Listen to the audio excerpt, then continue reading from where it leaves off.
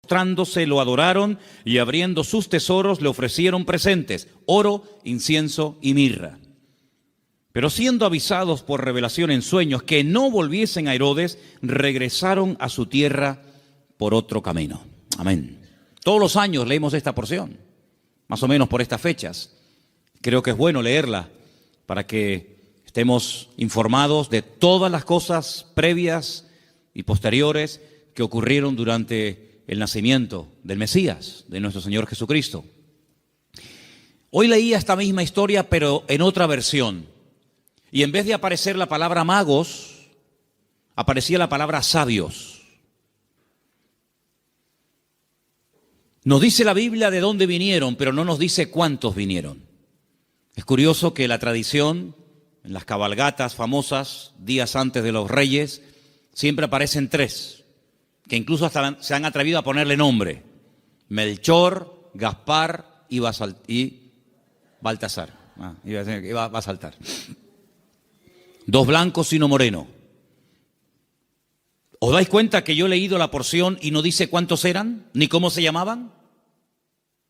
Podían ser 3, o 10, o 5, o 4. Uno no, porque habla de magos, de sabios, por lo tanto mínimo 2. Pero la Biblia no da el dato de 3. ¿Y los nombres? Tampoco. ¿Qué peligro tan grande corremos cuando nos inventamos las cosas y en vez de ceñirnos a lo que nos dice la fuente, que es la Biblia, comenzamos a oír y a prestar atención a tradiciones, a mitos, a cuentos, y comenzamos a ponerle nombre a personajes que la Biblia ni les da el nombre ni el número? ¿De dónde viene entonces el tema de que eran 3?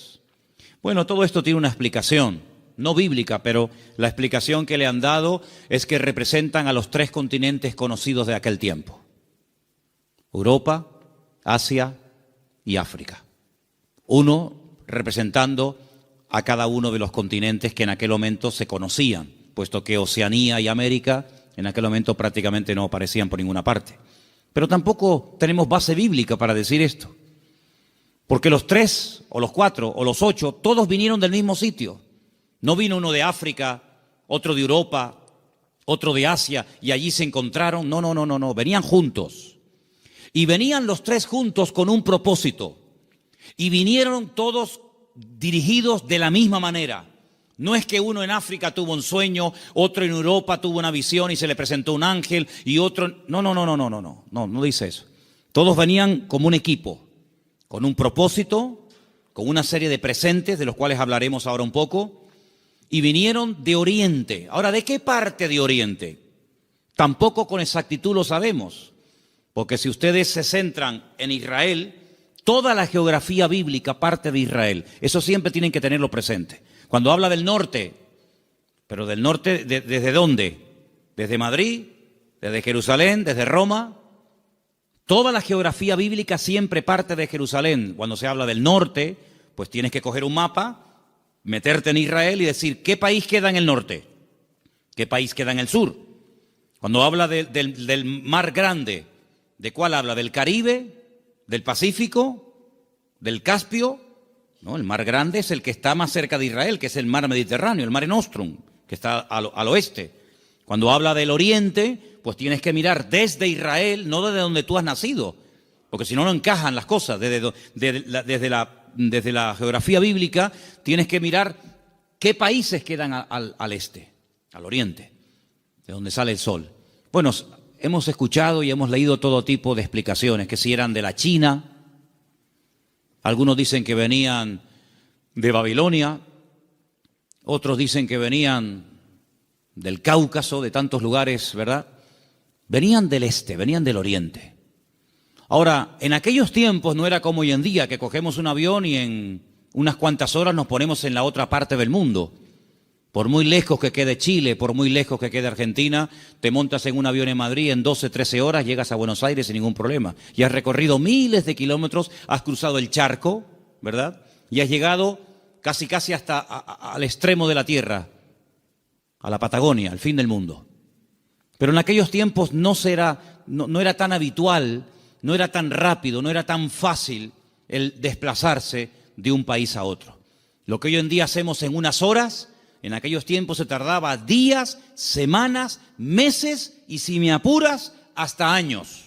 Fíjate, por ejemplo, que cuando hemos ido a Israel, cuando yo les llevo a ustedes a Galilea y les muestro el camino real que aún existe, yo les he dicho, estando allí, que se tarda una semana desde Galilea hasta Nazaret y un poquito más hasta Jerusalén. Una semana, dentro de un país. Ahora, ¿cuánto tardaron estos sabios o estos magos o astrólogos? ¿Cuánto tardaron de Oriente hasta llegar hasta el lugar donde había nacido el Señor? Pues mínimo un año. Mínimo. ¿En qué nos basamos para decir que tardaron como mínimo un año? Cuando uno lee la palabra, uno tiene que prestar atención al contexto, a todo lo que nos cuenta la historia, no solamente a unos cuantos versículos, sino a todo el contexto de la historia, situarnos en el momento de la época y tomar nota de una serie de detalles que nos aportan información que aparentemente no son importantes, pero son muy importantes. La imagen que la mayoría de la gente tiene del nacimiento de Cristo es más o menos así. Encontramos, y por ahí vamos a ver ahora en estos días, si no es que lo han puesto ya, lo que llaman los belenes, los portales, ¿sí? Y van a ver al niño en una cunita, su madre a un lado, el padre a otra, unos ángeles que están allí, los camellos fuera, los magos que entran dentro y se postran delante del niño, detrás una burra, detrás una vaca, ¿sí o no? Esa es la imagen que la gente tiene. Pero eso no es verdad, rotundamente falso. Ya este papa que dimitió, Ratzinger, cuando estaba como papa, no ahora en el paro, cuando estaba como papa, él dijo que eso era mentira, que eso no tiene base ni fundamento bíblico. Allí no estaban todos juntos, el niño, la madre, los animales, los magos, los pastores. Eso es rotundamente falso. Pero es la imagen que la gente tiene. Entonces la gente cuando va al pesebre o al portal que hacen aquí en el ayuntamiento o en otros lugares, pues ve a todos juntos. Sin embargo, si ustedes se fijan, hemos leído en esta noche, en el versículo 11, una palabra clave para poder ir desgranando y explicando esta porción. Dice que al entrar en la casa, en todas las Biblias tiene que poner eso, sea de la versión que sea. En todas las Biblias tiene que poner, cuando entraron en la casa, vieron al niño con su madre postrado y lo adoraron. En la casa. Ya no están en un lugar temporal.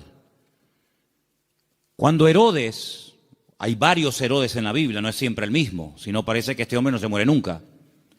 El Herodes que manda a matar a los niños, no manda a matar a niños de 15 días o niños recién nacidos. Él manda a matar a niños menores de 2 años,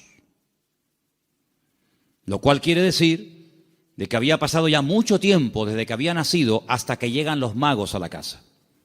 Los que sí vieron al niño envuelto decimos en pañales, en trapos, los que sí lo vieron prácticamente recién nacido, fueron los pastores. Los pastores que vivían allí en Belén, allí vivían los pastores. Y allí en Belén hay una cueva que tradicionalmente te llevan a verla y te dicen, mira, aquí es donde los pastores tenían el aprisco, el redil de las ovejas. Vivían en Belén, pero estos señores no vivían en Belén, estos señores vivían muy lejos, vivían en el oriente.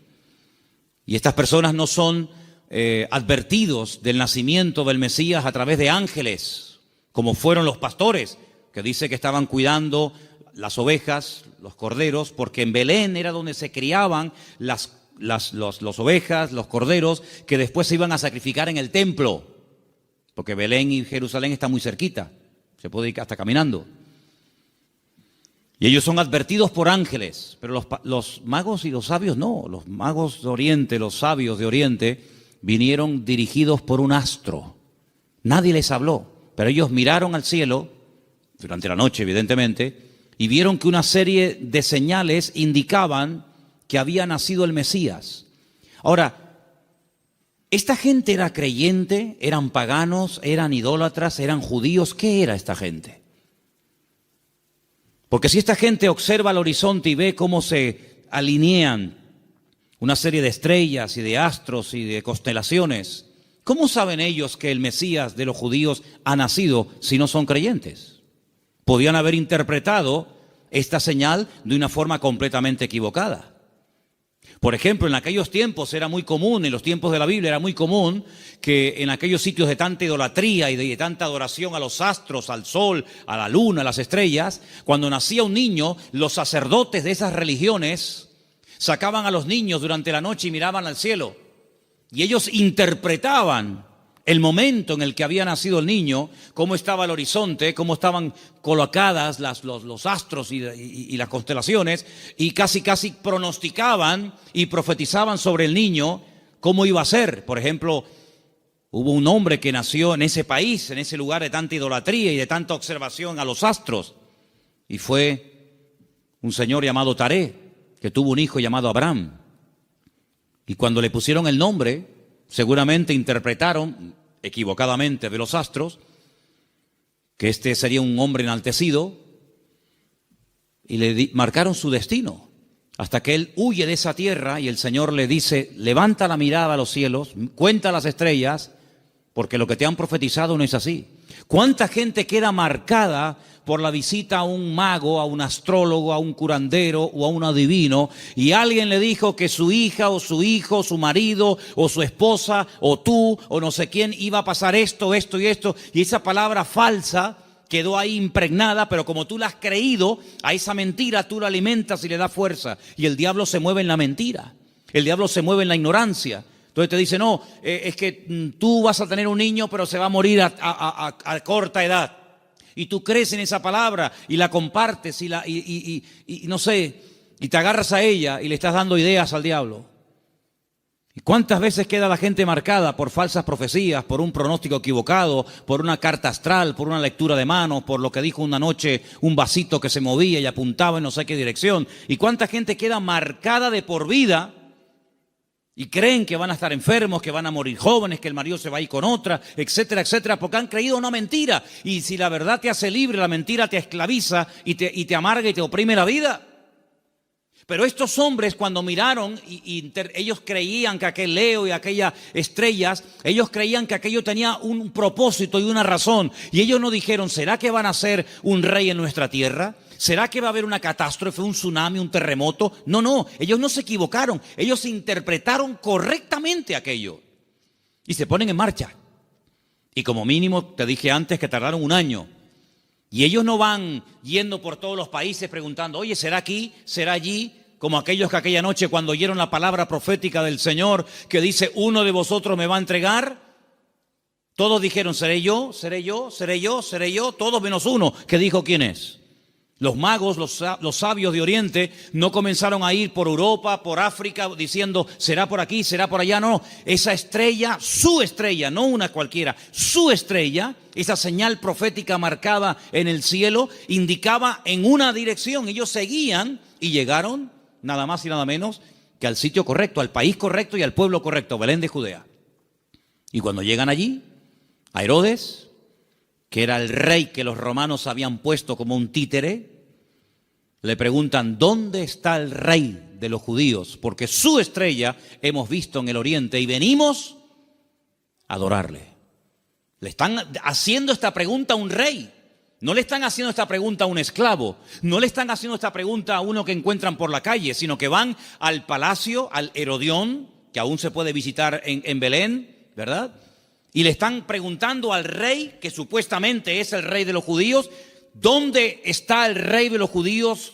Porque venimos a adorarle. Y ellos reconocen que ese con el que están hablando no es. Claro, por eso dice que se produjo una consternación. La gente comenzó a decir: oye, han venido gente de lejísimos, cargados con unos presentes y unos regalos, una fortuna en oro, en incienso y en mirra. y dice que vienen a adorar al rey de los judíos y dicen que su estrella han visto en el oriente, y estas noticias corrieron hasta Jerusalén y se produjo un tumulto tremendo porque la gente decía, pero ¿a quién se refieren? Es decir, había nacido el Mesías, profetizado durante siglos y siglos, y nadie se había enterado. Fue como un nacimiento secreto. Nació el Mesías, del cual habló Isaías, Jeremías, Ezequiel y tantos profetas, y nadie se había dado cuenta. ¿No te has parado alguna vez a preguntar que Dios puede hacer muchas cosas hoy en día entre nosotros y no nos hemos dado cuenta de que es el Señor? Y atribuimos a la casualidad o a la coincidencia o a la suerte. Sin embargo, el que tiene todo el control y el dominio siempre es el Señor. ¿Cuántos dicen amén? ¿Cómo supieron interpretar estos hombres estas señales correctamente? Bueno, hay varias opiniones. Una de las opiniones más generalizadas y más aceptadas es que en Oriente, desde el principio de los tiempos, siempre hubo una tendencia del hombre que vivía en aquella zona a estar todo el día observando las constelaciones y las estrellas y los astros, tratando de pronosticar, tratando de averiguar el futuro. Ahí nació toda la astrología, ahí nació toda la brujería, ahí en la cuna de todo eso es Babilonia, Babel. Babel es Babilonia, es el mismo sitio. Babel significa confusión, lo que hoy en día sería Irak. Y fue en aquella zona, en aquella parte del mundo, donde ya en los tiempos del libro del Génesis dice que los hombres quisieron construir una torre. La palabra es sigurat, un observatorio, para que desde lo alto pudieran observar y pudieran decir, va a pasar esto, va a pasar aquello, y los astros dicen esto, y los astros dicen aquello. Es verdad que hay astros, y es verdad que hay constelaciones, y es verdad que hay constelaciones que se llaman Piscis, y Capricornio, y Tauro, y Leo. Es verdad, todo eso es verdad. Hay dibujos que se pueden hacer para interpretar todo eso, pero lamentablemente el hombre lo ha tergiversado, y el hombre lo ha utilizado para atar, para engañar, para manipular y para tergiversar las verdades. Pero en aquellos momentos estos hombres, criados en aquel lugar, sabían que algún día nacería un Mesías. Ahora, de todos los profetas de la antigüedad, ¿quién es el que verdaderamente sabía cuándo iba a nacer el Señor? Porque esta profecía que hemos leído esta noche, la vuelvo a leer en Mateo 1:6, y tú, Belén, de la tierra de Judá, no eres la más pequeña entre los príncipes de Judá, porque de ti saldrá un guiador que apacentará a mi pueblo Israel. Estas palabras están fechadas entre el 738 y el 698 antes de Cristo. Son palabras del profeta Miqueas. Ustedes pueden leerlo en el libro que tenemos en la Biblia que lleva su nombre, Miqueas. Pero hubo un profeta que sabía el día exacto en el que el Señor Jesucristo vendría en su primera venida a este mundo, y era el profeta Daniel. El profeta Daniel tuvo una revelación tremenda, muy amplia, y él sabía perfectamente que si se comenzaba a contar, nosotros contamos hacia adelante, ellos contaban hacia detrás, ¿verdad? Si se comenzaba a contar desde que se les permitiera retornar a Jerusalén, restaurar Jerusalén, restaurar las murallas, él sabía perfectamente cuándo nacería el Mesías. El Señor le dice, sabe pues y entiende que desde la salida de la orden para restaurar Jerusalén hasta el Mesías príncipe, habrá 70 semanas. Eso lo dice Daniel capítulo 9. Desde hasta. ¿Cuándo empezamos a contar? Desde que salgan y comiencen a restaurar la ciudad y comiencen a levantar el templo. Desde que salgan hasta que venga pasarán 70 semanas.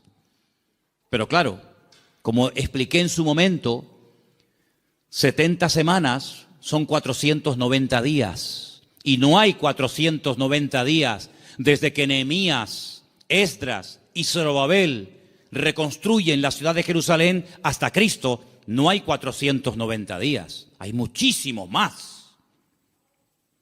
Entonces, ¿qué es lo que pasa? También expliqué en su momento, y quiero solamente recordarles, que la forma de contabilizar el tiempo en la Biblia y según el pueblo de Israel varía mucho de cómo contamos nosotros el tiempo. Partimos de la base de que nuestro calendario no es el calendario bíblico. Nuestro calendario es un calendario mandado a hacer por un papa llamado Gregorio. Un tiempo que gira, un año que gira en torno al tiempo que tarda el sol en dar todo el círculo, ¿verdad? O la Tierra, perdón, el tiempo que tarda la Tierra en recorrer las 4 estaciones, que es alrededor de 365 días. Mientras que el calendario bíblico es un calendario basado en la luna y tiene 360 días. Silencio, por favor. Quiero que presten atención todos, no me estén hablando nadie.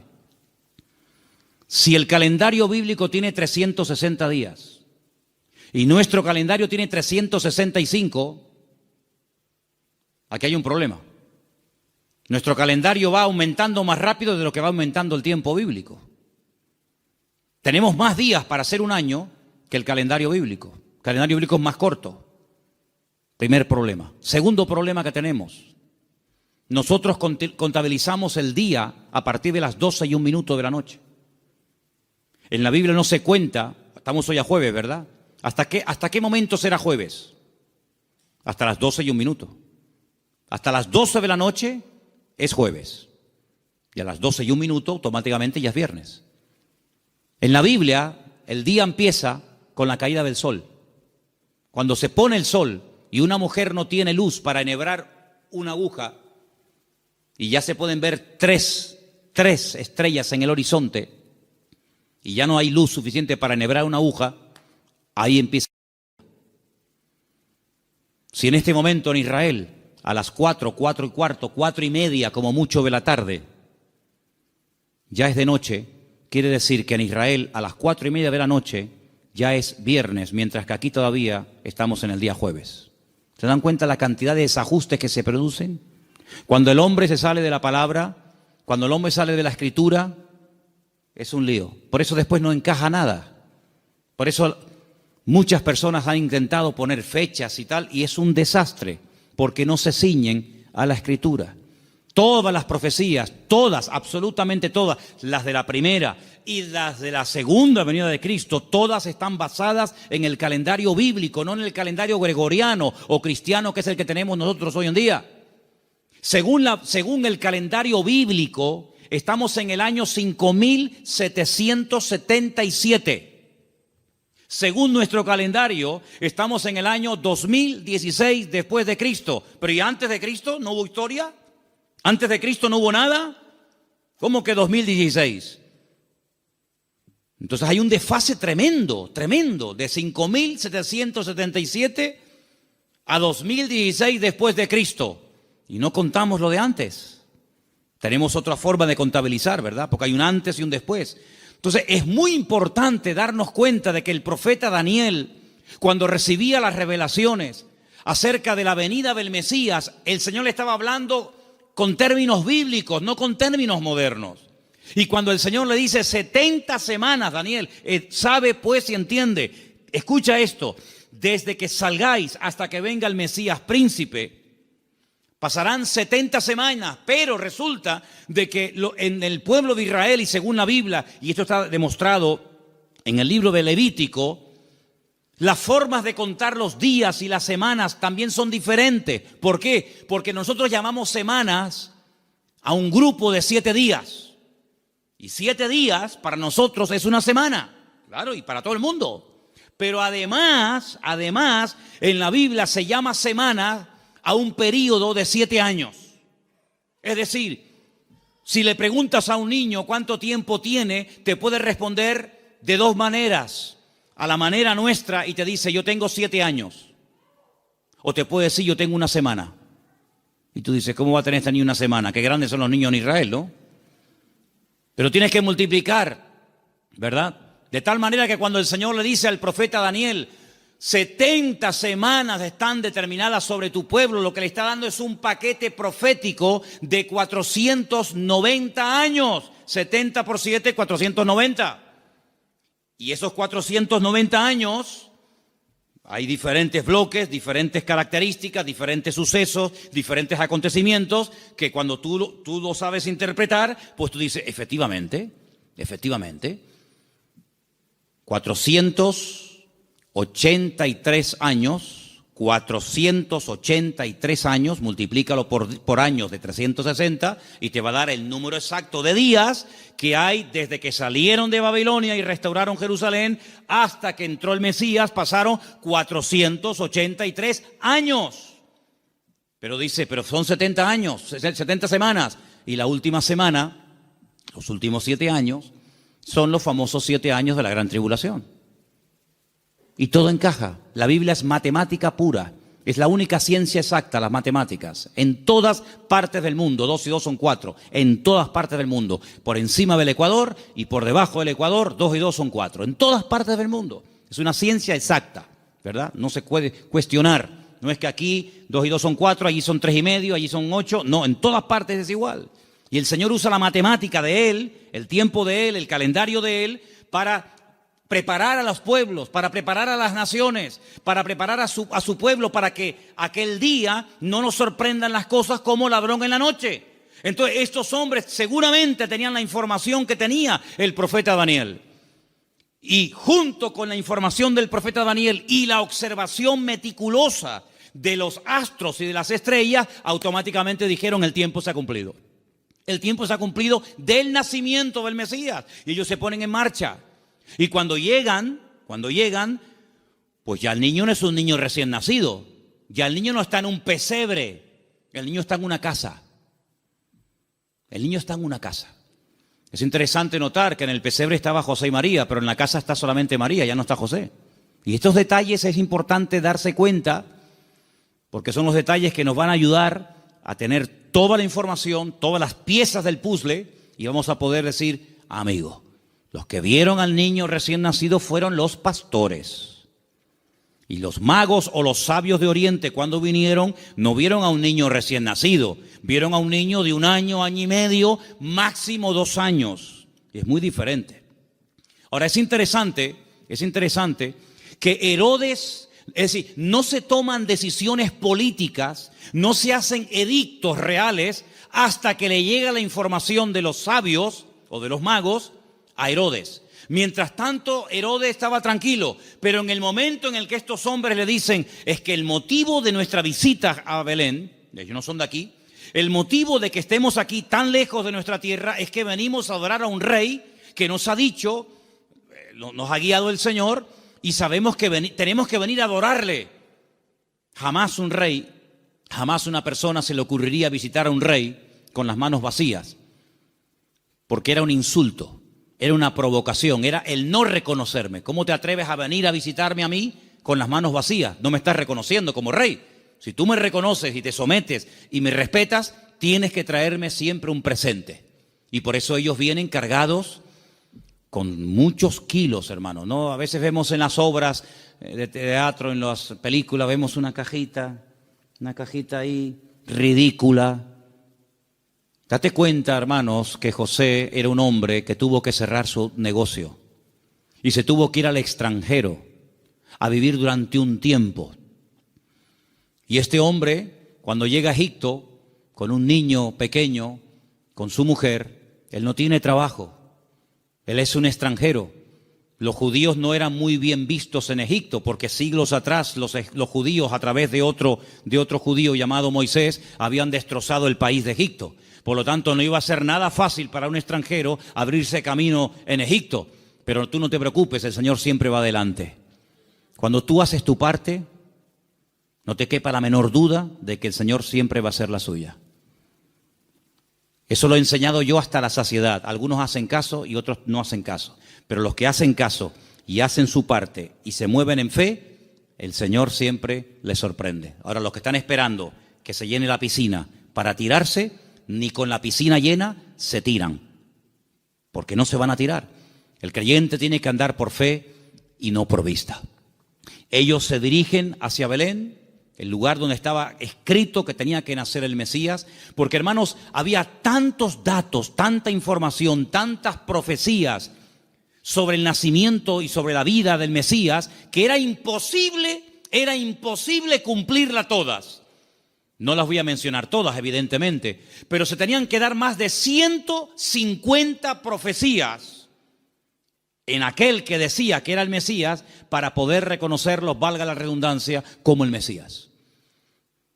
Si una persona decía, yo soy el Mesías, y se le preguntaba, ¿de dónde tú eres? ¿Dónde has nacido? Y te decía, yo nací en Capernaum, tú no puedes ser el Mesías. Aunque hagas milagros, aunque prediques muy bonito, tú no puedes ser el Mesías. ¿Por qué? Porque tú no has nacido en Belén de Judea. Por lo tanto, si alguien se levantaba y decía, yo soy el Mesías, y predicaba y hacía milagros, qué bien, ¿será este el Mesías? ¿Cómo te llamas? Yo, Santiago, Jacobo, tú no puedes ser el Mesías. ¿Por qué? Porque el Señor dice cómo se iba a llamar el Mesías. Si alguien se levantaba y decía, yo soy el Mesías, he sanado enfermos, mudos, ciegos, paralíticos, he resucitado muertos, he limpiado leprosos, y la gente se quedaba con la boca abierta. Si a alguien se le ocurría preguntarle, ¿de qué tribu eres? ¿Cuál es el origen de tu familia? Y te decía, yo soy de la tribu de Neftalí. Le podía decir, tú eres un falso Mesías. ¿Por qué? Porque la Biblia profetizaba que tenía que ser de la tribu de Judá. No de otra tribu, sino de la tribu de Judá. Por lo tanto, hermanos, era prácticamente imposible que en una persona coincidieran todos los detalles de Belén de Judea, de una joven que nació como nació, de la tribu de Judá, etcétera, etcétera, etcétera. Más aparte, todas las profecías que tenían que llevarse a cabo durante su ministerio público, aparte cómo lo iban a crucificar, porque el Mesías tenía que morir crucificado, no podía morir de viejo, no podía morir de un tiro, de una flecha, de un arco, de una jabalina, no podía morir de un infarto, tenía que morir crucificado entre dos malhechores, no entre 10, no entre 2. Y no le podían partir ni un solo hueso. Eso es imposible, a un crucificado que no le partan ni un hueso. Se los partieron al de la izquierda, se los partieron al de la derecha, pero a Jesús no, a Jesús no. No le podían partir ningún hueso. Y iba a morir como un inicuo, como un pecador, como un vil pecador, pero iba a ser enterrado como un rico. Tantos y tantos detalles que era prácticamente imposible. Pero suponte, imagínate que de los 150 detalles proféticos que tenían que cumplirse en él, una persona cumpliera 149.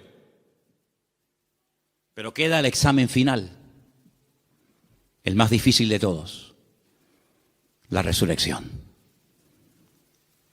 Te han horadado las manos y los pies, te han crucificado entre ladrones, te han enterrado en un buen sepulcro, han sorteado tus vestiduras, te ha negado uno de tus discípulos, etcétera, etcétera, etcétera, pero al tercer día no has resucitado. Por lo tanto, aunque cumpliera con 149 profecías, si no cumplía con el examen final, con la PAU, no apruebas el examen, amigo. Por lo tanto, hermanos, cuando estos hombres se ponen en marcha, no es por emociones, no es por un sentimiento pasajero, sino es porque están coincidiendo tantas cosas que ellos van en fe y en obediencia, guiados milagrosamente a través del desierto, probablemente un viaje de más de un año hasta llegar a Belén de Judea. Cuando ellos llegan y le dicen a Herodes que vienen a adorar al Señor, resulta de que le presentan 3 tipos de regalos. Vamos a leerlos nuevamente, por favor. Estamos en Mateo capítulo 2, versículo 11. ¿Lo ponemos? Mateo 2:11. Al entrar en la casa vieron al niño con su madre María y postrándose lo adoraron. Y abriendo sus tesoros le ofrecieron presentes, oro, incienso y mirra.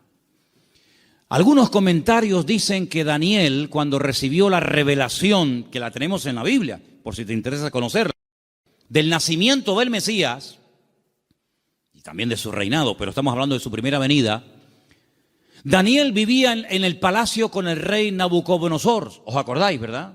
Después con Belsasar y después con otros también.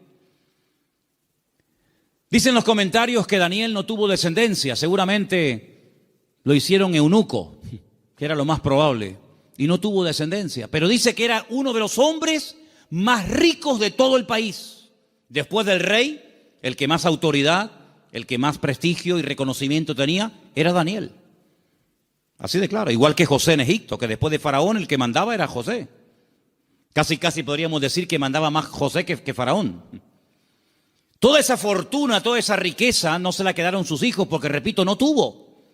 Y algunos dicen que puede ser que estos sabios, guiados como ya hemos dicho, milagrosamente, llegaron hasta Belén y esta fortuna, porque no era una cajita así, era una fortuna en oro, en incienso y en mirra, que a lo mejor tú dices, bueno, yo de las tres cosas me quedo con el oro. ¿Y el incienso y la mirra? Bueno, vamos a ver. Todo lo que la Biblia relata, todo lo que ocurre en la palabra de Dios, todo tiene una razón de ser, ¿sí o no?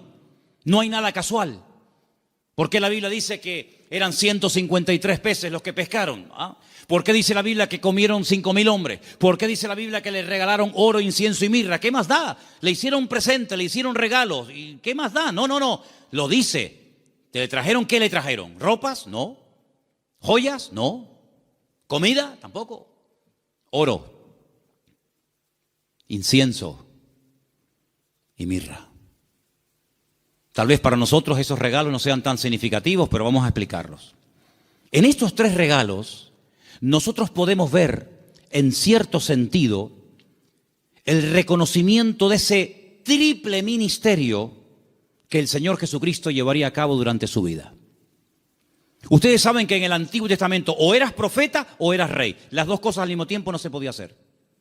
Muy rara vez, por ejemplo, David, a veces profetizaba, pero David no pasó a la historia por ser un profeta, aunque a veces profetizaba. Pero uno conoce a David como el rey de Israel, no como un profeta. Sin embargo, a Isaías lo conocemos como un profeta. Sin embargo, en la figura de Cristo, en la figura del Mesías, se iban a dar tres características únicas de él: rey, profeta y sacerdote. Rey, profeta y sacerdote. El oro representa en cierto sentido la realeza del Señor Jesucristo, porque Él es el Rey de reyes y Señor de señores. Nadie dijo amén, pero lo es. Él es el Rey de reyes y el Señor de los señores. Nació como rey, lo crucificaron diciendo que era un rey y volverá a este mundo como un rey. Cuando nació dijeron, hemos venido a adorar al rey de los judíos. Era un niño, 1 año y medio, 2 años, pero era un rey. Todavía no se manifestaban sus poderes, sus milagros, pero era un rey.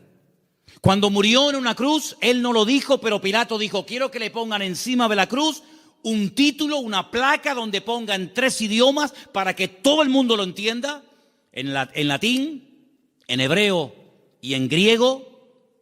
Quiero que pongan, este es el rey de los judíos. Es increíble. Cuando Pilato le dice, pero tú eres un rey, ¿sí o no? Y dice, yo para esto he venido a este mundo. Pasa que todo tiene su momento y todo tiene su lugar. Cuando oramos en el Padre Nuestro, lo leemos o lo mencionamos, hay una parte que recordamos que Él es rey. Cuando decimos, venga tu reino. Y no hay reino sin rey, y no hay rey sin reino. Por lo tanto, Él es un rey. Y en ese presente del oro, moneda internacional, dicho sea de paso, porque con oro puedes ir a cualquier parte del mundo, se reconoce que Él era un rey. De hecho, ellos dicen, venimos a adorar a un rey. Pequeño, pero al fin y al cabo rey. Luego resulta de que el Señor Jesucristo era profeta, era la voz del Padre, era el que anunciaba las buenas nuevas de salvación a los quebrantados de corazón, a los ciegos, a los prisioneros, a los pobres. Él proclamaba el mensaje, era un profeta. Y ahí lo vemos, hermanos, como la mirra. La mirra era lo que se utilizaba, ¿verdad?, en los ungüentos para ungir a las personas. Y con ese elemento de la mirra vemos que se le reconoce su ministerio profético. ¿Cuántas veces profetizó el Señor? ¿Recuerdan alguna profecía que dijo el Señor? Yo recuerdo muchas. Por ejemplo, una muy sencilla, pero que se cumplió literalmente. En una mesa se queda mirando a todos y les dice, ¿sabéis una cosa?